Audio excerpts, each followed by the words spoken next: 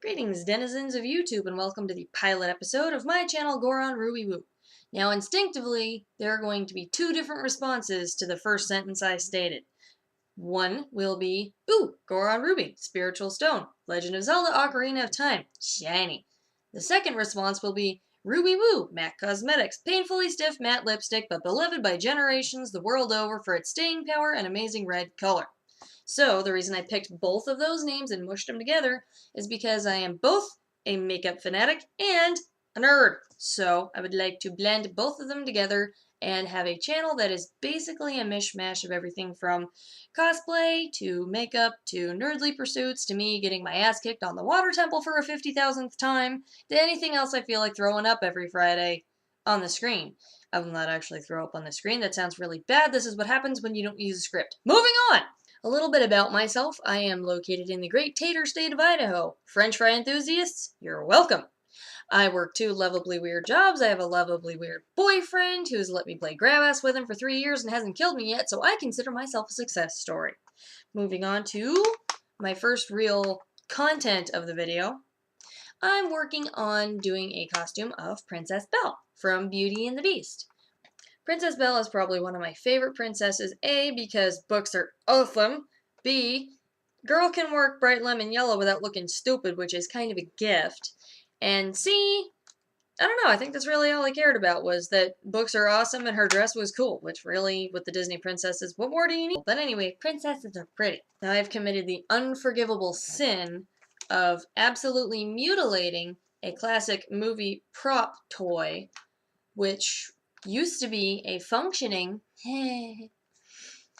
replica of Belle's mirror. Now the functions were that it would play sound out of the speaker holes that I have spackled over. As you can see, I need to sand that a little better.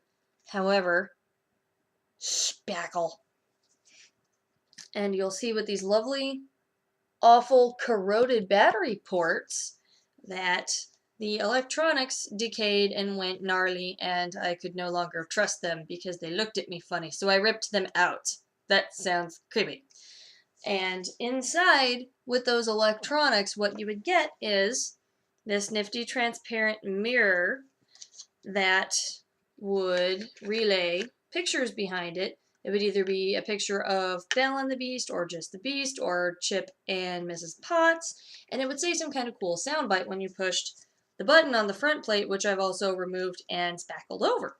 And the reason I'm doing this is because this paint job is horribly inaccurate, and they had a bajillion different logos and copyrights and all sorts of awful stuff on the back of this poor little mirror that really took away from the experience of having Belle's mirror. So, being the cosplay dork that I am, I decided I need to rip up a priceless childhood antique to make it more accurate for my costume, 'cause I'm awesome. Now, after going all over town, Walgreens, Target, and Walmart, and a couple other places, kind of didn't have what I wanted. The thrift store, sorry Macklemore, I found one problem with the thrift store. They didn't have mirrors I could mutilate for this project, which is fine, because I don't know how to cut glass. So my choices were already pretty limited. However, as is usually the case, Joann's Crafts has all the answers. But now, my answers have provided me with another question. Do I use this mirror pane, which right now looks foggy and awful and has a protective film which can easily be removed, therefore revealing the actual shiny mirrored finish, which is what I want, or do I give in to my urge to incessantly overspangle everything and use holofoil for a cool effect? I actually haven't decided yet, but I need to make a choice because once I assemble faceplate, mirror, backplate, screw it together, and epoxy over those holes to do the final paint job, I can't get it back out. So I'm probably going to either devise some sort of magnet faceplate system or just pick one and call it a day. But I can't narrow it down, so I'm probably going to do the first option because that sounds like more fun.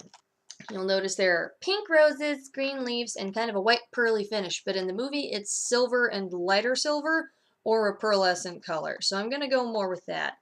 Now the rose was supposed to be this gargoyle, griffin, beast-like creature, And I'm not terribly adept at sculpting just yet, and plus this is already kind of raised, but it's thin enough. I don't want to sand it down because since it's injection molded, it's pretty thin. So unfortunately, I am going to stick with the rose being horribly inaccurate, but I figure that's okay for me to cut my losses because the rest of it is still going to be pretty recognizable. And if any of you chumpsicles comes up to me and says, how come your mirror doesn't have the griffin thingy on it? Then you suck and you're evil and you hurt puppies. So in conclusion, that's the kind of content you're going to find on this channel. It's going to be everything from costume stuff. It's going to be everything from costume construction to makeup advice, trial and error, gluing my own hand to my butt. You never know what I'm going to accidentally do or do for a laugh because I'm a terrible human being. So stay tuned, see what fun stuff develops, get a laugh, either on purpose or on accident. No one's counting. So have a good night, day, evening, afternoon, brunch, second breakfast, 11sies. Stay safe, be good to each other, and buckle up.